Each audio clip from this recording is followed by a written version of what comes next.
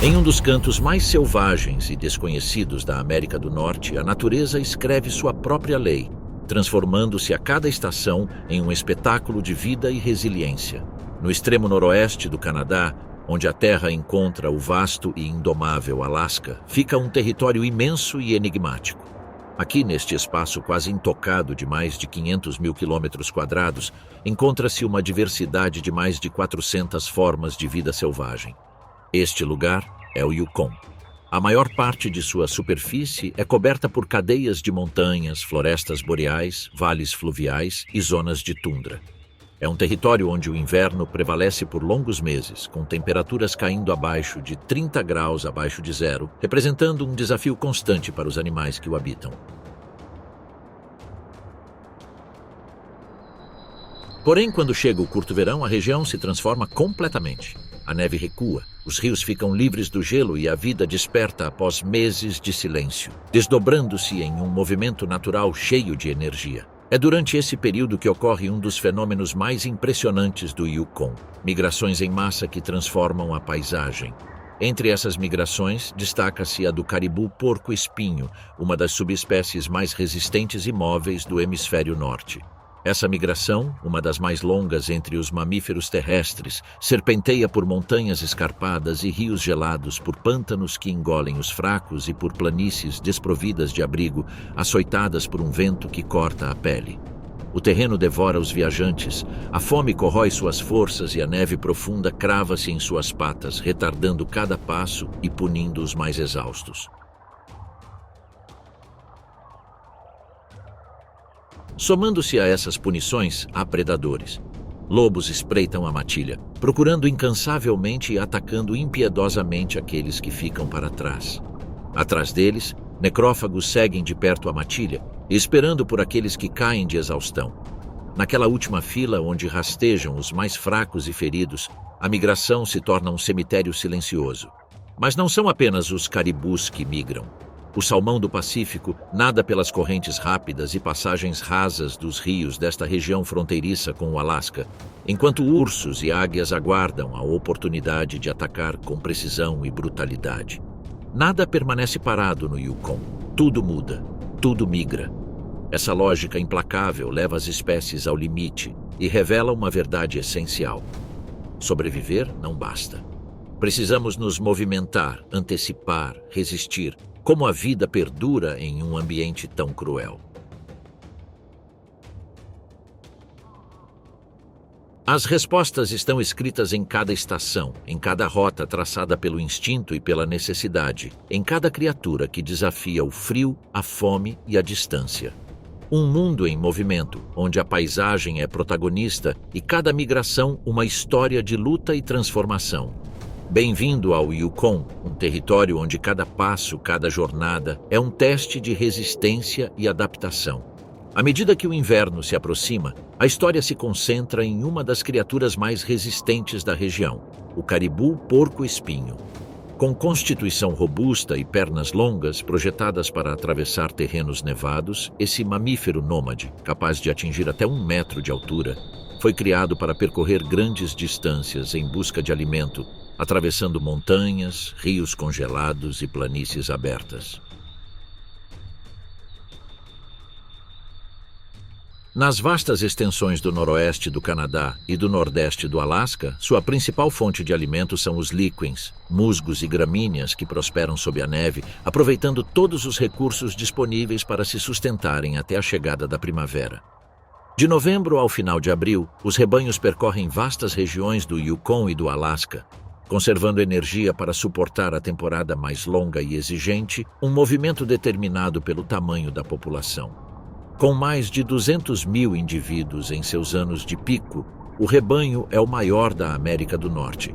Mas essa densidade tem um custo. Mesmo antes do inverno terminar, a forragem mais acessível começa a escassear. Rastros se multiplicam na neve dura, e o chão, marcado por centenas de cascos, mal esconde os restos de líquen seco.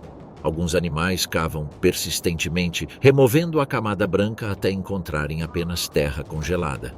No horizonte, bandos de corvos circulam acima, atentos a qualquer oportunidade. Os líquens são consumidos mais rápido do que conseguem se regenerar e, nas áreas mais danificadas, o solo fica descoberto quando a neve derrete. O local que sustentou o grupo por meses não é mais suficiente para eles nem para outros animais que dependem dos mesmos recursos. É hora de se mudar, e eles o farão juntos, como um riacho vivo em busca de pastos mais verdes.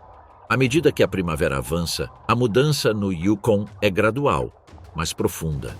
O sol permanece acima do horizonte por mais tempo e a temperatura média sobe lentamente, derretendo as camadas de gelo que cobriam rios e lagos. O derretimento da neve não só transforma a paisagem, como também renova a qualidade dos alimentos disponíveis. As plantas que brotam nas latitudes mais ao norte têm um valor nutricional muito maior do que os restos secos que ainda persistem nas áreas de inverno.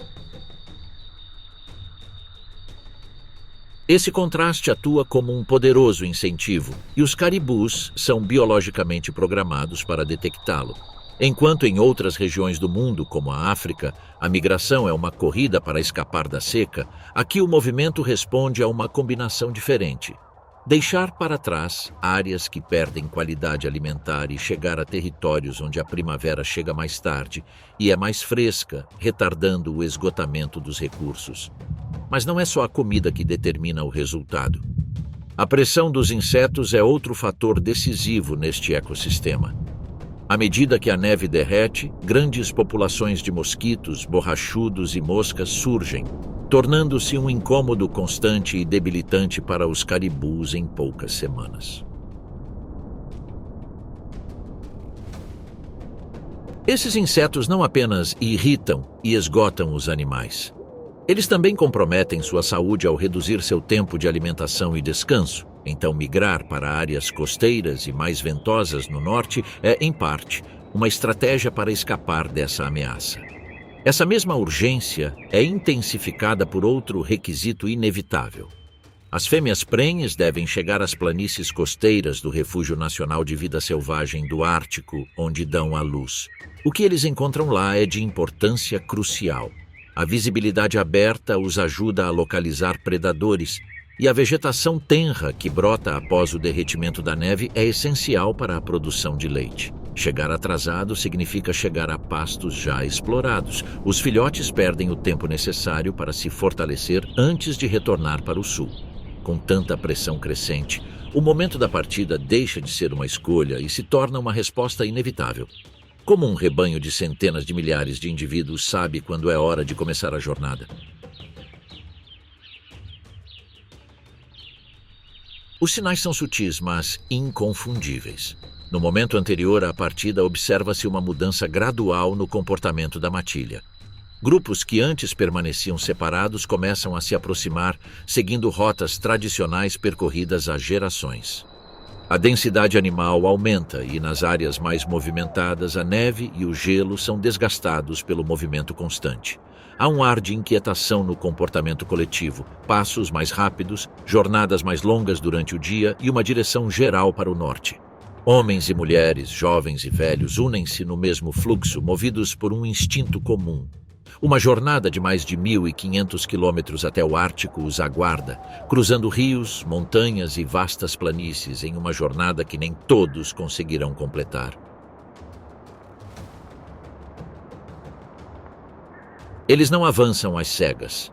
Uma memória coletiva guia o rebanho por vales, passagens de montanha e rios que funcionam como marcos. O sol, baixo mas constante, define o curso, enquanto o campo magnético da Terra completa essa bússola invisível. Embora viajem em uma vasta formação de cerca de 15.000 animais, eles não marcham como um bloco compacto. Grupos menores se separam para se alimentar e se reúnem, mantendo um fluxo contínuo em direção ao norte. Em uma dessas pausas, uma figura solitária aparece à distância. Um lobo parado em um pequeno promontório, observando silenciosamente. Sua mera presença faz com que parte do bando pare. Cabeças se levantam em uníssono, orelhas se virando em sua direção. Alguns degraus congelam e o fluxo se fragmenta. O predador avança alguns metros, avaliando a reação, mas a massa de corpos e a tensão acumulada parecem detê-lo. Após alguns segundos de silêncio intenso, ele se vira e desaparece nos arbustos, deixando para trás um eco de alerta que demora um tempo para se dissipar. Sua breve aparição é um lembrete inequívoco. O caminho será marcado não apenas pelo frio e pelo cansaço, mas também pela presença constante de predadores, agora mais atentos do que nunca ao movimento incessante de presas pelo território. O avanço retoma cautelosamente, primeiro em ondas curtas e depois com um ritmo mais firme, como se a tensão ainda pairasse no ar. O murmúrio dos cascos na terra úmida substitui o silêncio expectante e a formação se estende para o norte mais uma vez. Nos primeiros dias, o progresso, embora constante, é lento. O solo florestado logo dá lugar às zonas de transição, onde o degelo transforma a terra em lamaçais traiçoeiros. Cada passo exige um esforço adicional. As fêmeas mais jovens e prenhes precisam navegar por piscinas profundas e correntes de fluxo rápido que transbordam pequenos canais. Os rios, inchados pelo degelo, carregam blocos de gelo que giram e batem uns contra os outros, transformando cada travessia em um momento de tensão para todo o rebanho. A passagem do tempo é evidente no desgaste. Vários dias se passaram e mais de 100 quilômetros foram percorridos, com jornadas que não ultrapassam 30 quilômetros.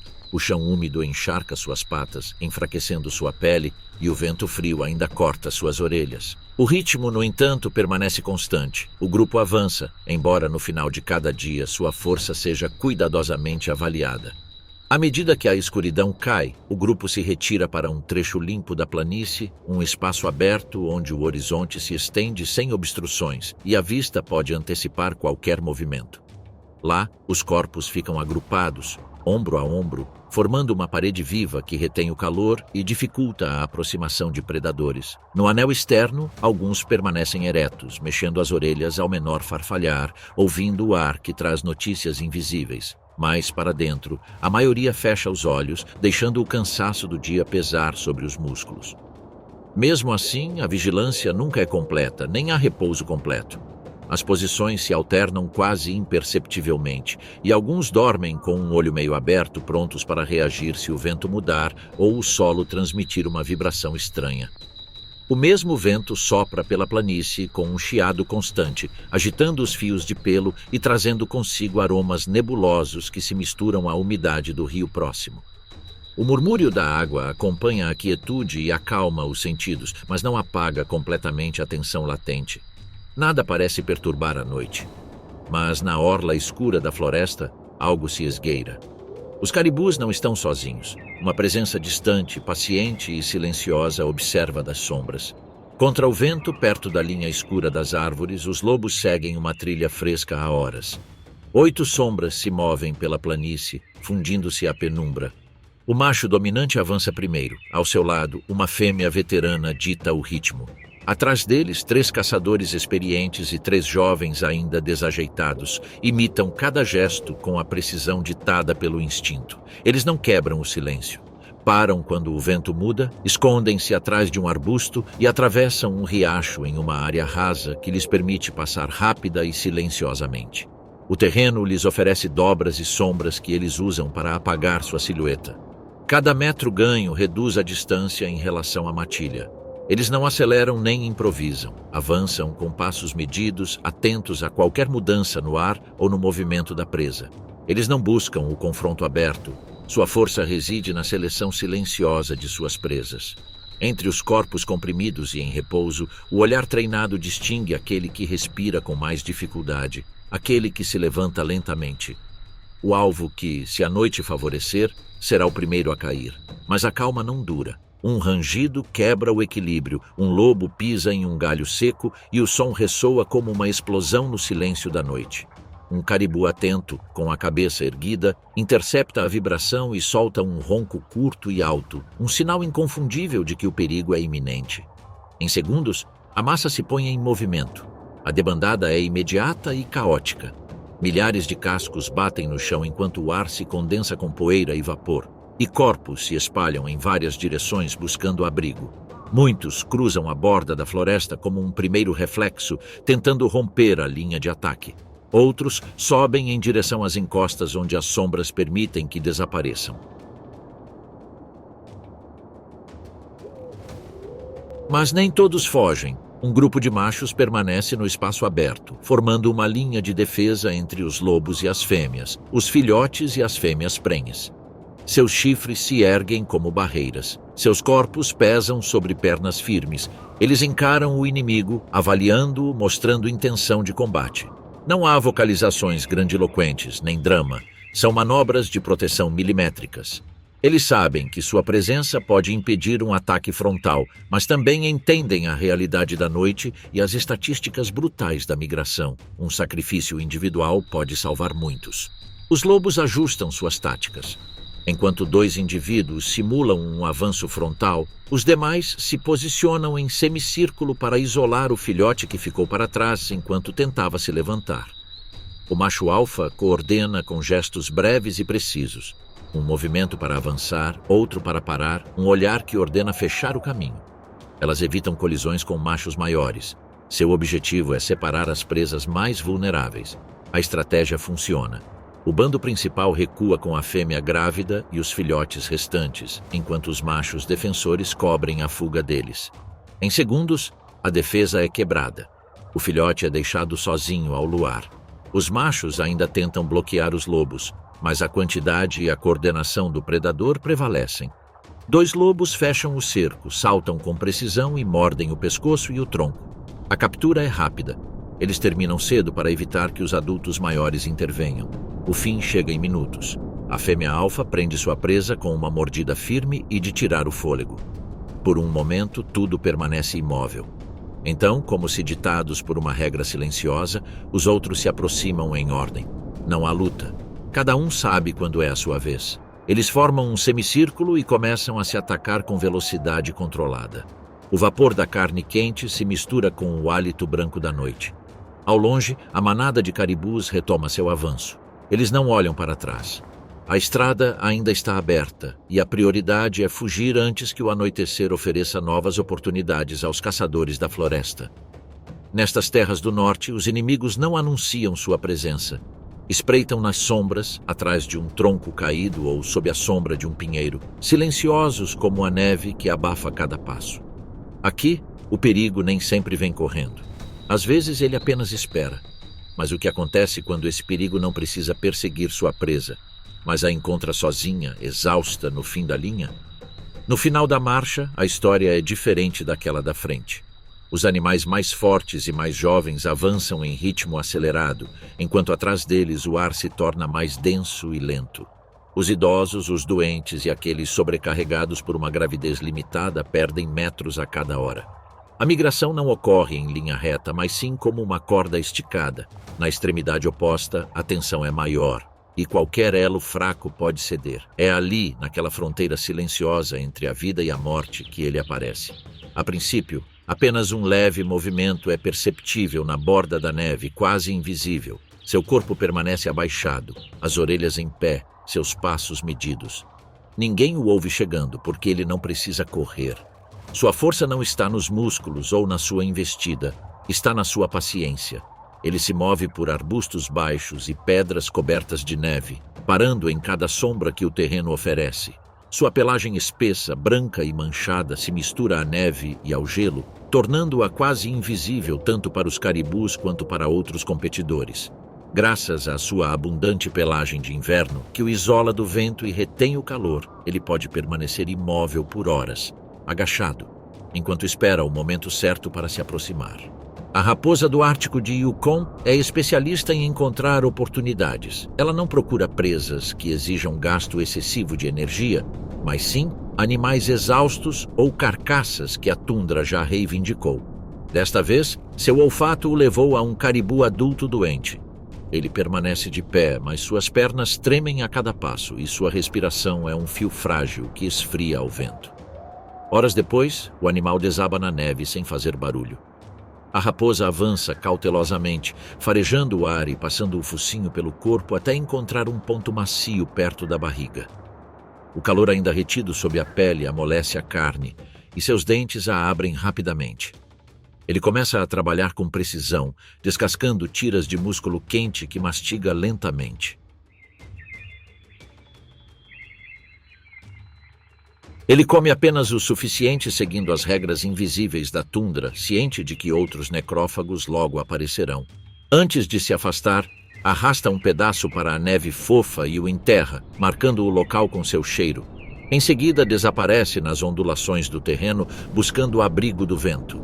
Neste mundo congelado, a morte de um alimenta a vida de muitos e, a algumas centenas de metros de distância, a migração continua.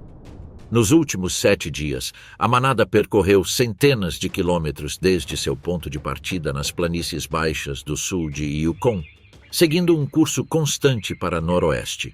Sua orientação está gravada em sua memória genética. O caminho dos rios congelados, a direção do vento e a inclinação do sol são pistas que eles lembram. Esse instinto também os guia nas breves e moderadas pausas que fazem em áreas onde a neve amolece, permitindo-lhes alcançar os líquens, musgos e galhos tenros que crescem perto do solo. Lá, os machos quebram a crosta congelada com seus cascos, e as fêmeas e os filhotes aproveitam a forragem exposta, comendo apenas o suficiente para retomar a jornada. Mas eles não podem ficar muito tempo. Na tundra, um caribu que fica para trás logo se torna parte do cardápio de um predador, e a manada sabe disso sem precisar aprender. É uma verdade transmitida a cada migração. Portanto, nessas clareiras improvisadas, a organização não é coincidência. Os adultos mais fortes cercam os filhotes, enquanto as fêmeas prenhes ocupam o centro, onde o risco é menor. Não há uma hierarquia rígida como em outras espécies, mas sim uma estratégia silenciosa de proteção mútua, repetida geração após geração. No entanto, essa estrutura compacta nem sempre pode ser mantida. À medida que o terreno se ondula e a neve endurece, o ritmo dos que seguem atrás torna-se irregular. Alguns avançam para alcançar melhores áreas de alimentação, outros são forçados a desacelerar para conservar energia. A formação se expande, deixando a retaguarda mais exposta, e cada metro ganho exige o esforço acumulado de semanas de marcha. Em algum lugar no horizonte, onde o inverno começa a se render, os locais de reprodução aguardam. Encontrarão lá o que procuram a milhares de passos? A manada emerge sobre o horizonte da tundra após semanas de marcha ininterrupta. Chegam não a um paraíso intocado, mas a um terreno fragmentado, com manchas de grama jovem intercaladas com poças de água derretida, faixas pantanosas e pequenas áreas de solo seco espalhadas pela paisagem.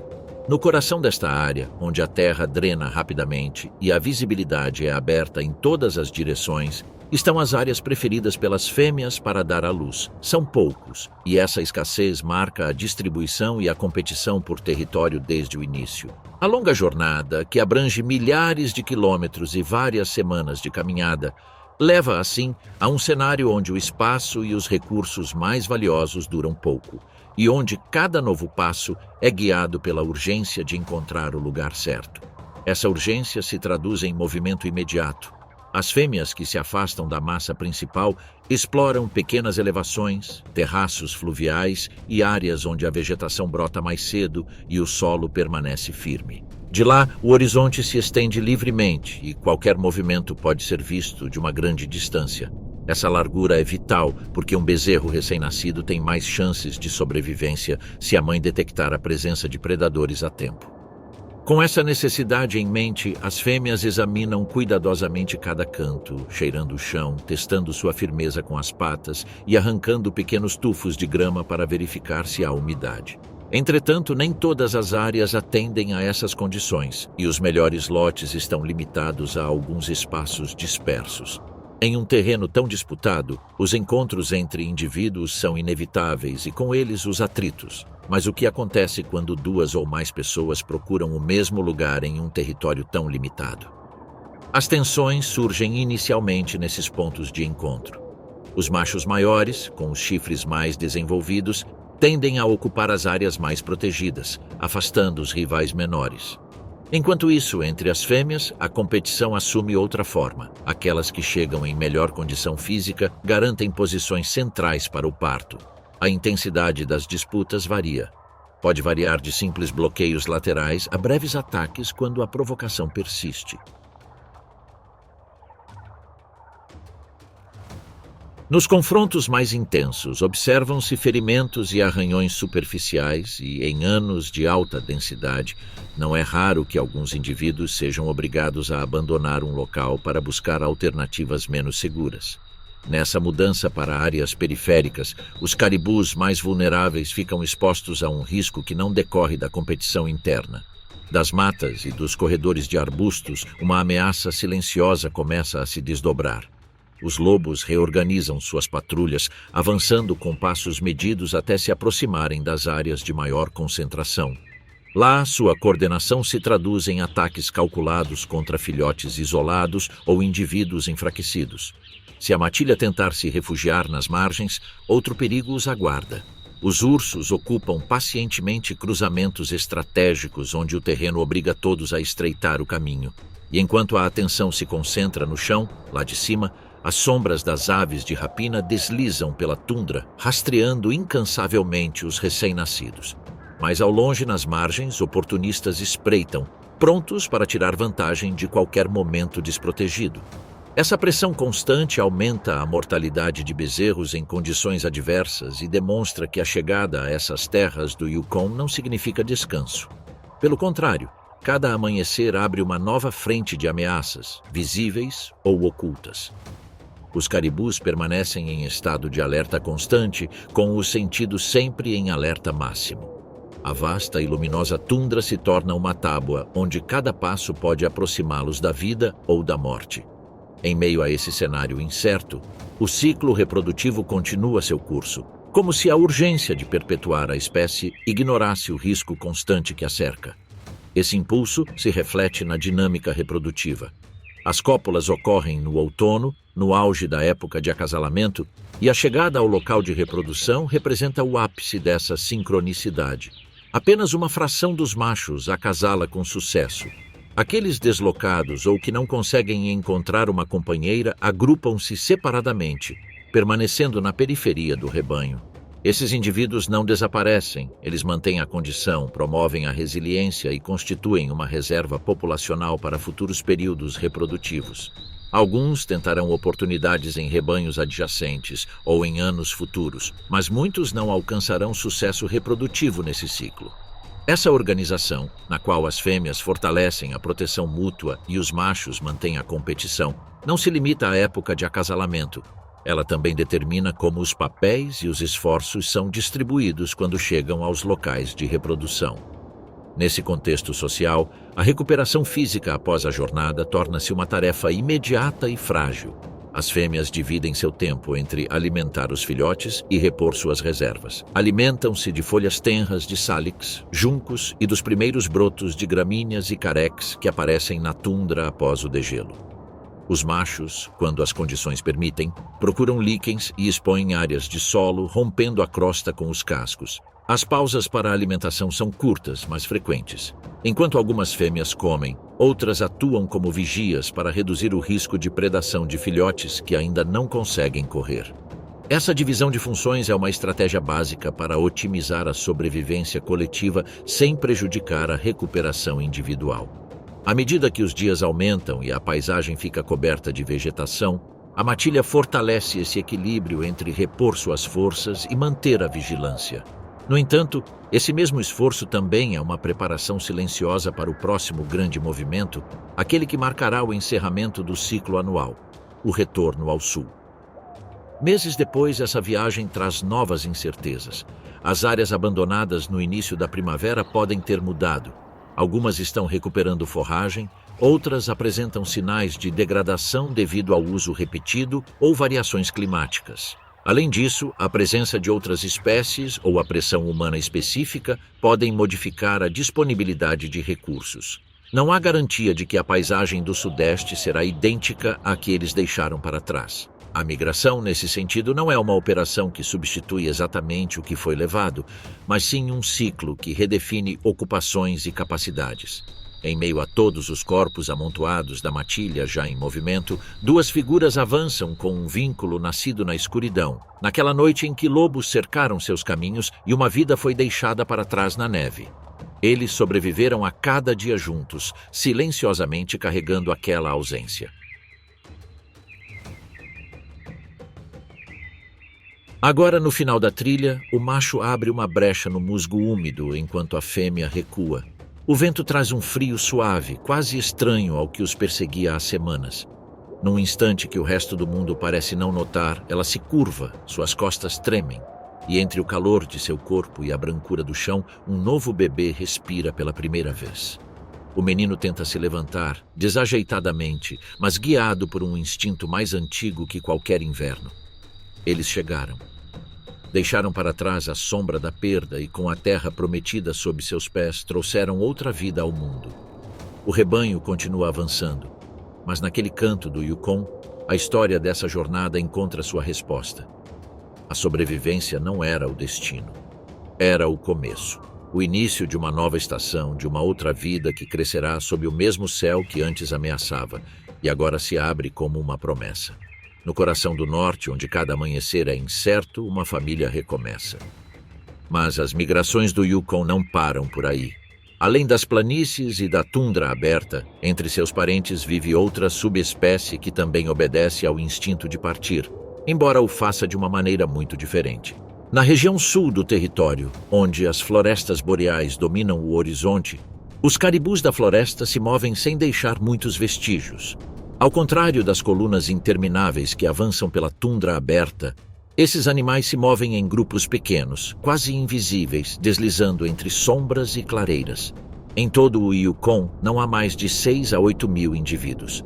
Sua jornada cobre distâncias muito menores, entre 100 e 400 quilômetros, mas cada passo traz um risco tão alto quanto o enfrentado por seus parentes do norte. À primeira vista, parecem mais compactos e robustos do que o caribu porco-espinho. Suas pernas mais curtas lhes conferem estabilidade em terrenos irregulares. Seus cascos largos, adaptados para se abrirem como pás, permitem que atravessem pântanos ou cavem neve endurecida para alcançar líquens escondidos. Essa fisionomia, projetada para navegar em ambientes fechados, também se reflete na presença dos machos, coroados por chifres largos e assimétricos que usam tanto para espantar rivais quanto para afastar galhos e folhas à medida que avançam. Até mesmo sua coloração, um mosaico de marrons, ocres e cinzas, prolonga essa adaptação, camuflando-os entre os troncos das árvores e transformando-os em verdadeiros fantasmas da floresta. Mas essa mesma dependência das árvores é seu calcanhar de Aquiles. Ao contrário do caribu porco-espinho, que na tundra aberta depende de multidões para afastar predadores, o caribu da floresta é forçado a se mover em pequenos grupos. Aqui não há marés de corpos protegendo uns aos outros, apenas unidades familiares e pequenos rebanhos, frágeis diante da pressão constante. Os primeiros a colocá-los à prova são os lobos, que aproveitam a neve profunda durante o inverno para diminuir a distância e desgastar os retardatários. Nem sempre eles precisam de uma perseguição prolongada. Às vezes, basta interceptar uma passagem estreita ou seguir o rastro de um grupo enfraquecido por dias para forçar o momento oportuno. Mas é quando o gelo cede e a floresta começa a vibrar novamente que a ameaça muda. Com a chegada da primavera, outro caçador se torna seu maior pesadelo, o urso cinzento.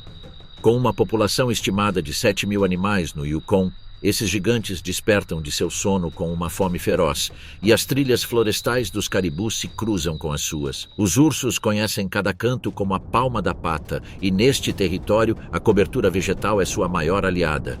Galhos baixos, arbustos e colinas suaves oferecem esconderijos perfeitos para emboscadas. Lá, a linha entre segurança e perigo pode desaparecer em um instante. Quanto tempo a calma pode durar quando o predador já está tão perto? Esse momento chega para um caribu adulto que se separou do resto do seu pequeno grupo. Ele se move pelas clareiras da floresta boreal em busca de líquens, e cada passo o afasta um pouco mais da segurança do grupo. Sua cabeça abaixa enquanto ele limpa a neve fina que ainda cobre o chão. A floresta, úmida e densa, parece imóvel, até que um silêncio pesado cai sobre ela, como se toda a vida dentro dela estivesse prendendo a respiração. A apenas 20 metros de distância, escondido entre um grupo de bétulas, um urso cinzento o observa. Sua pelagem dourada se mistura à luz filtrada e apenas seus olhos, fixos e calculistas, quebram a imobilidade, ponderando todas as possibilidades antes de se mover. Então, percebendo que a distância e o vento estavam a seu favor, ele irrompe por entre os galhos e folhas. Seu corpo, pesando mais de 200 quilos, move-se com uma velocidade incomum para seu tamanho, com cada passada devorando metros com uma facilidade assustadora. O caribu reage e foge, desviando de troncos e arbustos, mas na floresta não há espaço para corridas longas. Aqui a janela de fuga é medida em segundos. O urso pardo encurta a distância, sua respiração e rugido ecoam entre os troncos, quebrando o silêncio da floresta. Em poucos instantes, a perseguição termina. Em meio aos galhos emaranhados e ao cheiro acre da terra remexida, o urso começa seu banquete, recuperando a energia que a hibernação lhe sugou. A floresta, como sempre, fica em silêncio novamente. Após cerca de 20 minutos de banquete solitário, com as mandíbulas e os pelos do pescoço manchados de sangue, o urso pardo desacelera. Ele não chora mais com a mesma urgência, mastiga com movimentos lentos, quase pesados, enquanto sua barriga, inchada pela carne ingerida, mostra que ele comeu mais do que o suficiente. O silêncio da floresta boreal, mal quebrado pelo estalar dos ossos sob suas mandíbulas, é repentinamente interrompido por um coro de coachos ásperos que descem do céu cinzento. Não um, não dois, mas dezenas de corvos, com seus corpos negros recortados contra as nuvens, girando em círculos precisos. Não há causa em seu voo, eles se movem como uma máquina lubrificada por séculos de prática. Um indivíduo rompe a formação e se lança nas costas do urso, bicando-o rapidamente. O urso reage com um rosnado e vira a cabeça, mas o corvo já bateu as asas, elevando-se para fora do alcance. Outros, aproveitando a distração, atacam o cadáver para arrancar pedaços de carne exposta. É um padrão de assédio e roubo tão meticuloso que parece coreografado, porque, diferentemente de outras aves que agem sozinhas, os corvos de Yukon cooperam como um grupo bem treinado, capaz de planejar e executar manobras que superam um mamífero que pesa centenas de quilos. Eles esperaram o momento exato, com uma paciência que poucas espécies possuem, sabendo que, com o estômago cheio, o urso terá menos vontade de enfrentar rivais tão persistentes. Com um rosnado profundo, o urso se vira e se aprofunda no mato. A neblina e as sombras da floresta o engolfam, e sua silhueta desaparece entre os troncos. Só então, como se estivessem prendendo a respiração, dezenas de corvos descem sobre o cadáver de uma só vez. Em questão de minutos, a carne é rasgada, dilacerada e devorada com eficiência brutal, deixando apenas ossos e tendões. Aqui no Yukon, nada é desperdiçado. Uma carcaça caída alimenta predadores e necrófagos, do imponente urso cinzento ao mais oportunista dos corvos. Centenas de quilômetros de onde os corvos fizeram seu banquete, algo se move na escuridão de uma floresta boreal. O calor recente despertou as águas e um predador solitário abandona seu território de inverno. Seus passos, firmes, mas silenciosos, dirigem-se a um rio que ressoa ao longe. Ele não caminha ao acaso, sabe que ali, a cada verão, a vida se concentra em abundância. O Yukon mudou. Os meses de gelo e silêncio acabaram. O sol nasce mais alto e a temperatura se aproxima dos 20 graus. A neve recua em direção às montanhas, revelando prados verdejantes e florestas renovadas. O ar, antes gélido e seco, agora carrega o zumbido dos insetos e o murmúrio dos riachos correndo em direção aos grandes rios. Neste novo despertar, rios como o Klondike fluem livremente, alimentados pela neve derretida. Em meio à sua espuma e correntes rápidas, uma antiga migração ganha vida. Das profundezas do Pacífico, milhares de salmões prateados nadam rio acima contra a corrente. Cada músculo de seus corpos brilha e pulsa com o esforço enquanto navegam por rochas e saltam por redemoinhos movidos por um único propósito: alcançar as águas calmas onde nasceram para desovar. É uma jornada que esgota até os mais fortes, um ciclo de vida e morte que sustenta todo um ecossistema. Entre os beneficiados, um caçador de pelo escuro avança em direção à costa com a calma de quem domina seu território. A cada passo, suas garras cravam-se na terra úmida e seus mais de 150 quilos de músculos e reservas repousam sobre patas firmes. Sob o brilho do sol refletido na água, o brilho de seu focinho e sua silhueta imponente revelam um dos grandes protagonistas dessas águas, o urso negro. Seus olhos fixos na correnteza parecem medir o momento exato de agir, Ele não precisa correr ou se esconder. A abundância do rio lhe dará a oportunidade. Ao contrário do imponente gigante marrom que vagueia por essas mesmas florestas, esse caçador é mais discreto e ágil. Ele não precisa da força avassaladora do urso pardo para prevalecer, porque sua vantagem está na velocidade com que se move pelo mato e na precisão de cada investida, quando a correnteza oferece sua recompensa. Menor em tamanho, mas não em determinação, o urso preto aperfeiçoou a arte de sobreviver em um território compartilhado, e seu poder permanece incontestável. Então, quando ele encontra o ponto exato onde a correnteza estreita e o salmão precisa pular para avançar, ele simplesmente espera. Por longos minutos, ele permanece imóvel, com a água batendo em suas patas dianteiras. Sua respiração é lenta e compassada, e de vez em quando ele inclina a cabeça para seguir o vislumbre fugaz de um peixe se aproximando. O salmão passa a poucos metros de distância, e quando a oportunidade se apresenta, o golpe chega. Um movimento rápido e preciso que corta a superfície com um respingo repentino. Entre suas garras, um salmão de bom tamanho se contorce com sua pele prateada brilhando ao sol. Com um movimento brusco, o urso o levanta da água e se retira para a margem. Lá, sob a sombra de um abeto, ele crava os dentes na carne rica em gordura e proteína. Esta dieta não é um luxo passageiro. É um combustível vital para enfrentar os próximos meses, quando a abundância desaparece e a floresta volta a adormecer sob a neve. Cada mordida é energia armazenada. Cada osso quebrado é garantia de sobrevivência. Depois de devorar boa parte dos peixes, o urso deixa o resto desaparecer na correnteza. Não por desperdício, mas porque aqui no Yukon tudo tem seu lugar. Águias, raposas e outros necrófagos se beneficiam do que o rio e seus caçadores deixam para trás. O urso, satisfeito, levanta-se lentamente. Sacude a água que encharcava seu pelo e dá alguns passos ao longo da margem, mantendo-se próximo ao leito do rio que lhe fornece alimento. O fim do verão no Yukon traz um clima ameno. O ar quente e úmido anuncia o auge da abundância da estação. Em espaços abertos ao longo de cursos d'água, os ursos se cruzam com mais frequência do que em áreas selvagens.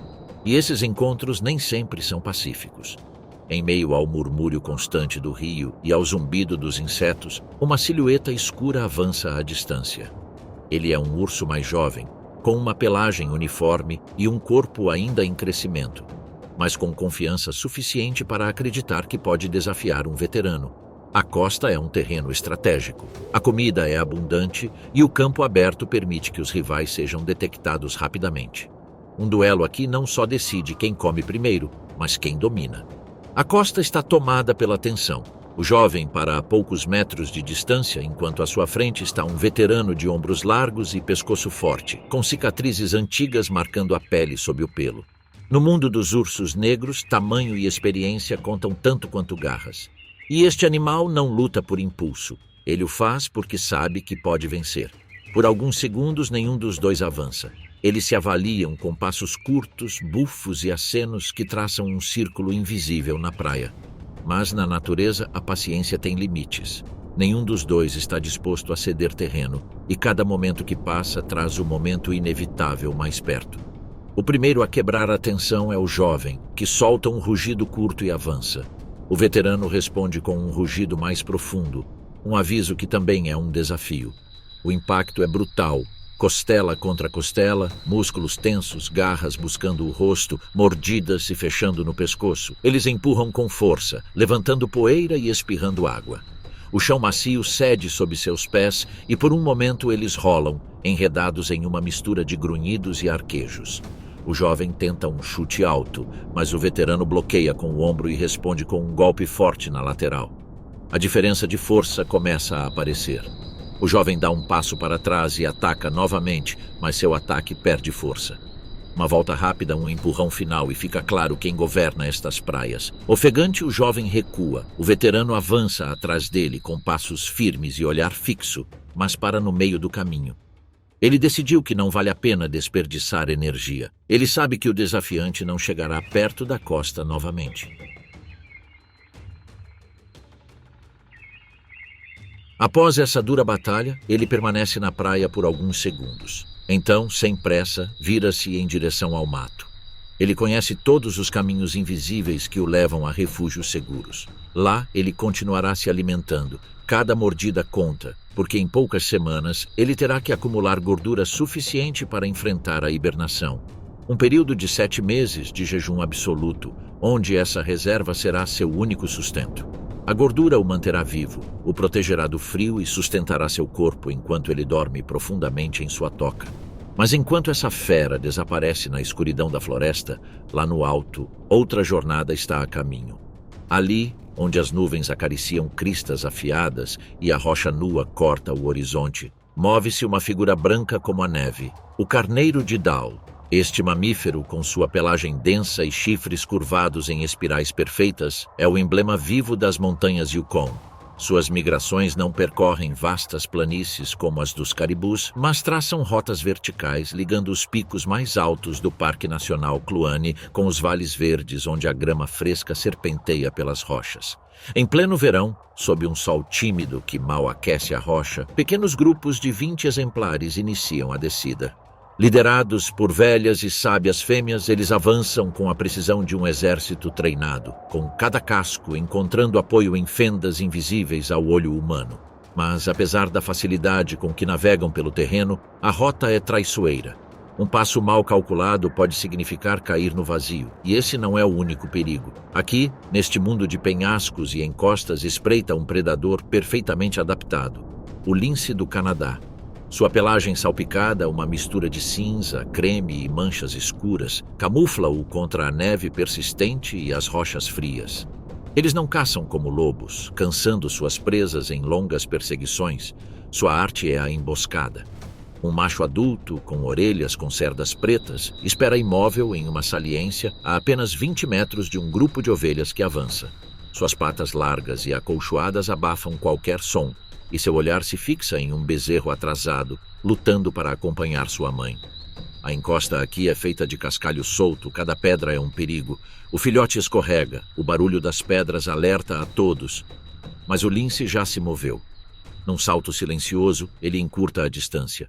Suas garras, afiadas como punhais, cravam-se nas costas frágeis. A luta dura apenas alguns segundos antes que ambos rolem ladeira abaixo em uma nuvem de poeira e cascalho. A mãe solta um balido agudo, mas não consegue voltar atrás. Nestas encostas, parar é um convite à queda. O filhote desaparece ao lado do lince na poeira e no cascalho, e o grupo, sem olhar para trás, continua descendo, impelido pela urgência de chegar ao vale. Abaixo, o verde se intensifica e o ar fica mais quente. Para os sobreviventes, essa mudança significa comida e um breve descanso, embora nem todos consigam ver isso, porque no Yukon, cada vida conquistada parece ser paga com outra.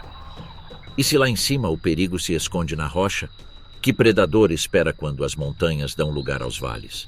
Das cristas do Kluane, onde os carneiros Dal desafiavam a gravidade e os linces caçavam, a cena desce para os vales do Yukon. Ali, em terreno mais aberto e fértil, reina uma figura astuta e adaptável, a raposa vermelha. Com cerca de 5.000 indivíduos em sua área de distribuição, este canídeo é um dos predadores mais versáteis do norte. Sua pelagem, que adquire um tom vermelho vibrante no verão e se torna mais espessa e opaca no inverno, atua como uma camuflagem vívida contra o mosaico em constante mudança da paisagem. Sua cauda longa e espessa não é apenas um símbolo de porte e elegância. Nos meses mais frios, ela se transforma em um cobertor improvisado para cobrir seu focinho enquanto dorme, protegendo-o da geada. Ao contrário de outros habitantes de Yukon, a raposa vermelha não migra. Ela suporta o inverno permanecendo em seu território, adaptando sua dieta ao que a estação oferece, pequenos roedores ainda se movendo sob a neve, restos de carniça deixados por lobos ou linces, e nesta época do ano, uma oportunidade muito especial. Aves migratórias. Todo outono, o céu do Yukon se transforma em um corredor aéreo em direção ao sul. Entre seus viajantes mais impressionantes está o ganso do Canadá, uma espécie cuja presença é impossível de ignorar. Com populações que chegam a dezenas de milhares, seus bandos adotam a formação característica em V, otimizando o esforço de voo. Eles são originários das regiões árticas do Canadá e do Alasca, e seu destino são as áreas temperadas e costeiras do sul, onde os invernos são menos rigorosos. No entanto, a viagem não é direta. Em certos pontos, os gansos precisam parar para descansar, se alimentar e recuperar as forças. O lago Teslin, um corpo de água que em setembro se torna um oásis temporário para milhares de pássaros. Cercado por pântanos e pastagens baixas, oferece gramíneas tenras, sementes e relativa proteção contra grandes predadores. Mas para a raposa vermelha, este lugar é uma oportunidade única. O lago Teslin parece flutuar silenciosamente. A névoa paira sobre a água, mal interrompida pelo som crescente de um coro de grasnidos. No horizonte, uma formação escura se aproxima e, em questão de segundos, o céu se enche de asas. Gansos descem em ondas, rompendo a superfície da água e se espalhando pela costa em busca de alimento. Entre os arbustos próximos, 2 olhos âmbares observam sem piscar. A raposa vermelha, imóvel, calcula seu momento. Ao contrário de um lobo ou de um urso, ela não pode recorrer à força bruta. Sua estratégia é astuta. Ele começa a se mover em zigue-zague, aparecendo e desaparecendo entre a vegetação rasteira. Ele não está procurando um ataque frontal, mas sim causar pânico no rebanho. Os gansos, exaustos após horas de voo, reagem com confusão. Alguns levantam voo apressadamente, outros correm em direção à água. Nesse caos, sempre há alguém que fica para trás. Um jovem ganso, incapaz de ganhar altitude rapidamente, fica preso no meio do caminho entre a água e a segurança do ar. A raposa o detecta e acelera, desviando de arbustos e poças com passos elásticos. Com um salto preciso, ela o derruba e crava suas presas em seu pescoço. A resistência dura apenas alguns segundos antes que o corpo fique inerte. Imediatamente, a raposa começa a arrancar as penas com puxões fortes, deixando o vento agitá-las. Em meio à penugem que se acumula na grama, a carne quente fica exposta. Só então, depois de se certificar de que não há competidores por perto, ele agarra a presa pelo pescoço e a arrasta para a sombra dos arbustos para comer em paz. Na praia, o bando restante se reorganiza, emitindo chamados de alarme antes de alçar voo. Em breve, eles retomarão sua jornada para o sul, cruzando quilômetros de florestas boreais e planícies até chegarem a áreas onde o inverno não congela cada respiração. O lago Teslin permanecerá silencioso, interrompido apenas pelo vento e pelo murmúrio da água contra a costa, até que a próxima onda de viajantes o cubra novamente com seu rugido. A migração dessas aves não é apenas um espetáculo visual, é parte do pulso constante da vida no Yukon, onde cada estação redefine as regras. E para a raposa vermelha, é a confirmação de que paciência e engenhosidade podem transformar a passagem fugaz de milhares de asas em uma oportunidade única, escrita na linguagem silenciosa da sobrevivência. Mas as estações não ditam seu ritmo apenas nas terras baixas. A mesma neve derretida que alimenta os lagos e prados inicia uma jornada em direção aos picos, marcando rotas e perigos em territórios onde o frio é a lei. E o que acontece quando seguimos esse curso ascendente em direção aos domínios esculpidos pelo gelo antigo? Lá no alto do Yukon, as geleiras não são apenas gigantes adormecidos. Elas são arquitetas incansáveis da paisagem, moldando rotas, apagando caminhos e forçando as criaturas a tomar decisões que podem custar suas vidas. No auge do verão, entre julho e agosto, o calor do sol da meia-noite começa a penetrar em suas bordas. O gelo cede lentamente, liberando torrentes de água glacial que caem como lâminas líquidas, arrancando a rocha nua e carregando sedimentos que deixam os rios com uma cor cinza fantasmagórica. Essas correntes rápidas e traiçoeiras cortam vales inteiros, transformando pastagens em lamaçais e pântanos e levantando bancos de neblina que flutuam como fantasmas sobre a tundra. O terreno saturado e mutável se torna um quebra-cabeça instável que força os viajantes migratórios a desviar ou arriscar a travessia. Nesse ambiente hostil, surge um dos verdadeiros titãs do Yukon, o alce. Com cerca de 70 mil indivíduos no território, é um mamífero moldado pela necessidade de suportar invernos intermináveis e degelos implacáveis. Os machos podem crescer até mais de 2,5 metros de comprimento e pesar até 600 quilos, com pernas longas e musculosas, projetadas para caminhar em águas profundas e se mover em solo macio. Seus cascos largos e duros se abrem como raquetes de neve naturais, proporcionando tração até mesmo na lama ou na neve recém-caída. A pelagem espessa e marrom escura esconde um subpelo de pelos ocos que retém o ar, isolando-o do frio úmido que acompanha o degelo. Seu focinho largo, com narinas sempre abertas, detecta vegetação submersa em áreas úmidas. Seu pescoço poderoso arranca galhos tenros de salgueiros e choupos. Os machos exibem chifres impressionantes, que no auge chegam a medir 1,8 metro de largura. Todos os anos, na primavera, eles crescem cobertos por uma camada aveludada que nutre o osso em formação e caem no inverno, após a intensa temporada de acasalamento de setembro e outubro.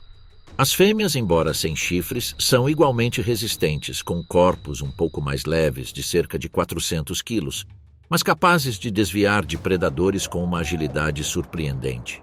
Os alces passam grande parte do verão se deslocando entre clareiras, margens de rios e áreas úmidas, acompanhando o progresso do degelo para aproveitar a vegetação fresca que surge após o recuo do gelo. Esse padrão, às vezes, o leva a se aventurar em terrenos recentemente liberados por geleiras, lugares de beleza de tirar o fôlego, mas cheios de perigos ocultos. A água glacial, embora tentadora como fonte de alimento, é uma armadilha silenciosa. As correntes carregam pedras, galhos e sedimentos com uma força invisível que pode surpreender até os maiores animais. Basta um passo em falso para perder o equilíbrio, e nessas águas, o frio é tão letal quanto um predador. Mas será que mesmo um titã do Yukon, moldado para resistir ao gelo e à escassez, pode superar a armadilha invisível do degelo? No silêncio interrompido apenas pelo rugido da água, um alce se aventura em um vale recém-inundado pelo derretimento da geleira Cascavouche. A água gelada atinge seu peito e, abaixo da superfície, pedras polidas por séculos de gelo giram e se movem, ameaçando puxá-lo para baixo. Da costa, olhos cinzentos o seguem. Um lobo, um dos 5.000 que habitam o Yukon, aguarda com paciência predatória. Ele não ataca imediatamente. Sabe que a água e a correnteza podem desgastar sua presa melhor do que qualquer emboscada. O alce avança com dificuldade, lutando contra o frio que lhe entorpece os músculos e a força invisível que o empurra rio abaixo.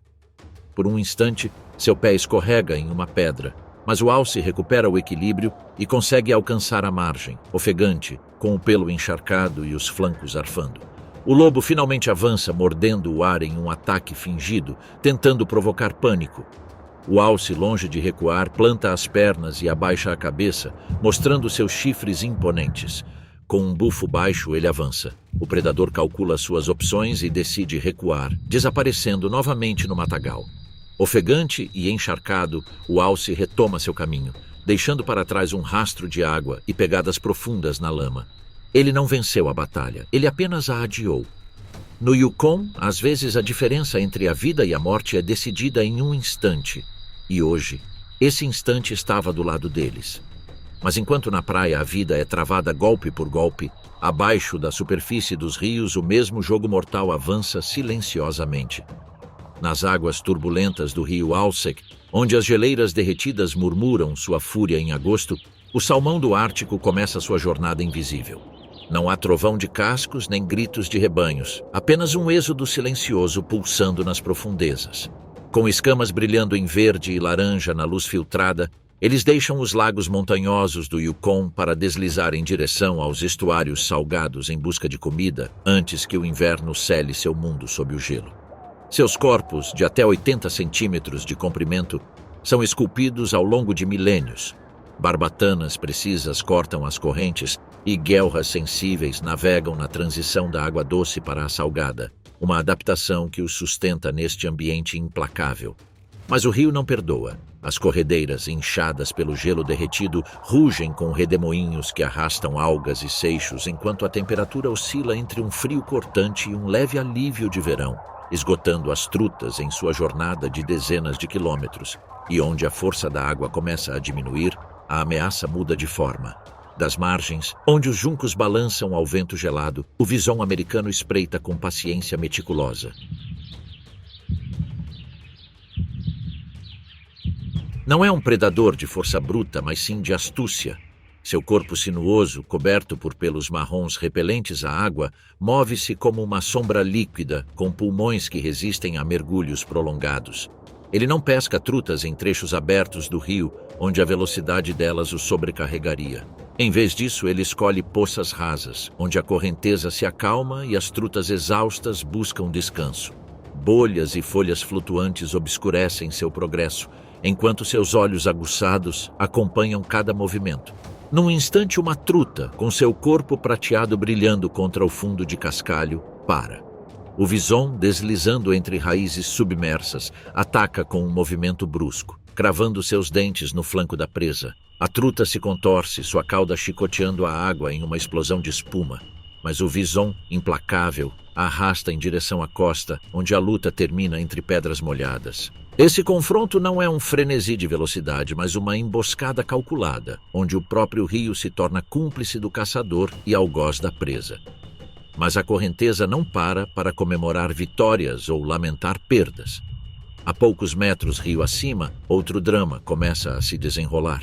O ar de Yukon, denso com o cheiro metálico da água fria e o estalar distante dos galhos levados pela correnteza, anuncia uma mudança na paisagem.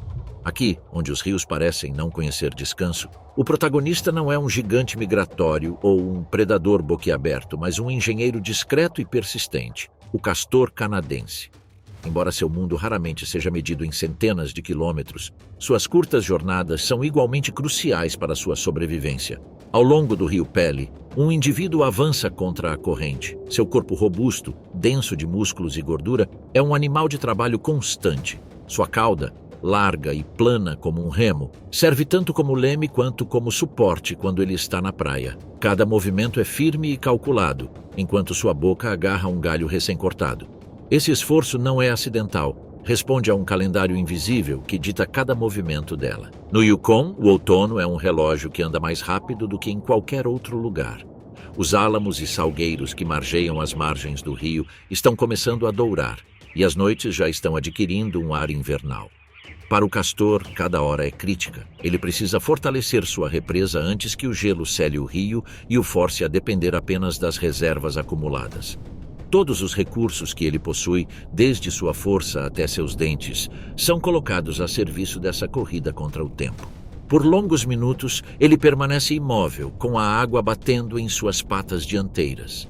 Sua respiração é lenta e compassada, e de vez em quando ele inclina a cabeça para seguir o vislumbre fugaz de um peixe se aproximando. O salmão passa a poucos metros de distância e, quando a oportunidade se apresenta, o golpe chega. Um movimento rápido e preciso que corta a superfície com um respingo repentino. Entre suas garras, um salmão de bom tamanho se contorce, com sua pele prateada brilhando ao sol. Com um movimento brusco, o urso o levanta da água e se retira para a margem. Lá, sob a sombra de um abeto, ele crava os dentes na carne rica em gordura e proteína.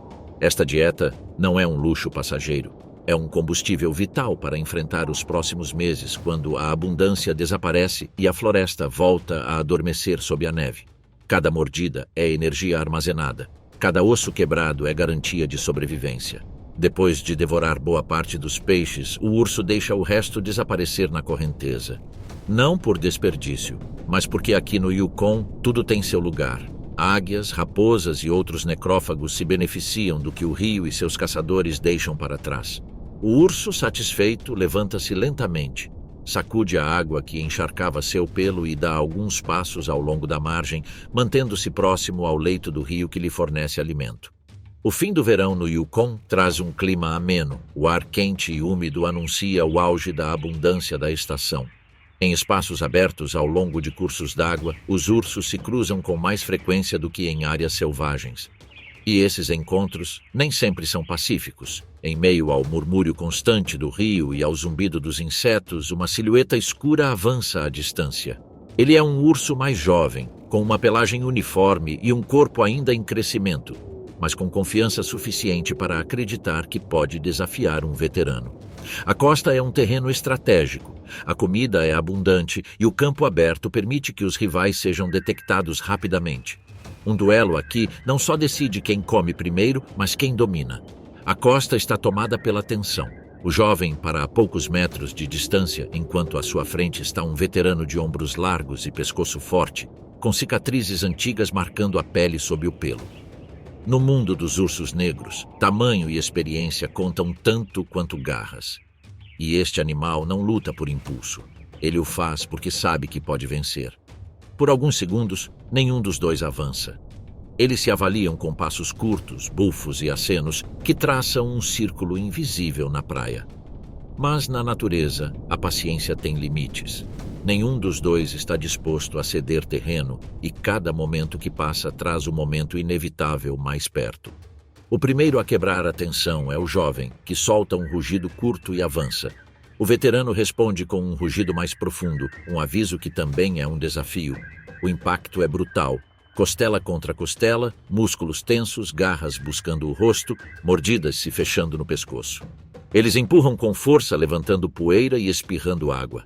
O chão macio cede sob seus pés e por um momento eles rolam, enredados em uma mistura de grunhidos e arquejos. O jovem tenta um chute alto, mas o veterano bloqueia com o ombro e responde com um golpe forte na lateral. A diferença de força começa a aparecer. O jovem dá um passo para trás e ataca novamente, mas seu ataque perde força. Uma volta rápida, um empurrão final, e fica claro quem governa estas praias. Ofegante, o jovem recua. O veterano avança atrás dele com passos firmes e olhar fixo, mas para no meio do caminho. Ele decidiu que não vale a pena desperdiçar energia. Ele sabe que o desafiante não chegará perto da costa novamente. O castor emerge lá embaixo, ofegante, com o pelo eriçado, o coração disparado. Não perdeu a vida, mas ganhou uma cicatriz invisível. A certeza de que, no Yukon, nenhum refúgio é absoluto e que mesmo os engenheiros mais persistentes devem trabalhar sob a sombra de um perigo que pode vir de qualquer direção, até mesmo do céu. Assim, neste ato final, o Yukon revela sua face mais honesta. Uma terra onde todas as criaturas, do alce que enfrenta rios glaciais ao castor que constrói represas, vivem sob a mesma lei implacável. Uma terra onde a adaptação é uma batalha diária e onde a linha entre a sobrevivência e a tragédia pode depender de uma fração de segundo, do bater de uma asa ou do rugido distante de um rio que nunca para de mudar. Mas neste ciclo que não dá trégua, a ameaça nem sempre vem em forma de garras ou presas. Às vezes, ela chega silenciosamente, na mudança de luz, no hálito frio que anuncia uma nova estação. O outono envolve o Yukon em uma luz dourada e inclinada, pintando as encostas de um vermelho intenso e amarelo queimado. Os choupos tremem a cada rajada de vento, e o reflexo das montanhas nos lagos se fragmenta em flashes. Os dias estão ficando mais curtos, o sol está se movendo em um arco mais baixo, e no início da manhã, o gelo forma crostas finas em lagoas e margens. O verão chega, e com ele, todo o território se põe em movimento. É o clima, com seu calendário inabalável, que dita o ritmo de cada jogo. A queda constante das temperaturas, o fortalecimento dos ventos do norte e as primeiras nevascas nos picos são sinais que nenhuma criatura pode ignorar. Aqui, todas as espécies conhecem a urgência. Ficar muito tempo significa enfrentar um inverno implacável. Através das planícies abertas, massas intermináveis de caribus se movem em direção aos seus refúgios de inverno, seus cascos batendo no chão congelado. Nas águas, os salmões completam sua jornada contra a corrente, deixando em cada desova a promessa de uma nova geração. E no céu, os pássaros partem em formações precisas em direção ao sul, batendo as asas em um último impulso antes que as rotas aéreas sejam fechadas pela neve. Neste momento de transição, os predadores encontram sua oportunidade. Lobos espreitam em passagens estreitas, detectando a menor fraqueza nas manadas. Ursos aproveitam esta última oportunidade para armazenar energia, lançando-se em rios e prados com um instinto apurado por séculos de sobrevivência. Cada ataque é preciso, cronometrado de acordo com a vulnerabilidade daqueles que viajam exaustos. Mas no Yukon nada é desperdiçado. Os catadores chegam pontualmente como parte da mesma coreografia. Corvos circulando os restos mortais, raposas rondando furtivamente, águias voando alto, sempre vigilantes. Do que antes era vida, nasce alimento para os outros, e assim o ciclo se fecha. A tundra, os rios e os céus se tornam um palco onde abundância e escassez se alternam como estações. Cada partida alimenta aqueles que aguardam, e cada retorno anuncia o reinício da roda. Aqui a sobrevivência não é um evento isolado, é uma cadeia na qual todos dependem uns dos outros. As primeiras neves caem sobre pegadas que logo serão apagadas. Sob a superfície congelada, os rios continuam a fluir. Acima deles, o vento varre os picos brancos. E nessa imensidão, tudo está pronto para se repetir. Porque no Yukon, a cada ano, a vida recomeça, com a mesma força e as mesmas dificuldades que a moldaram desde o início.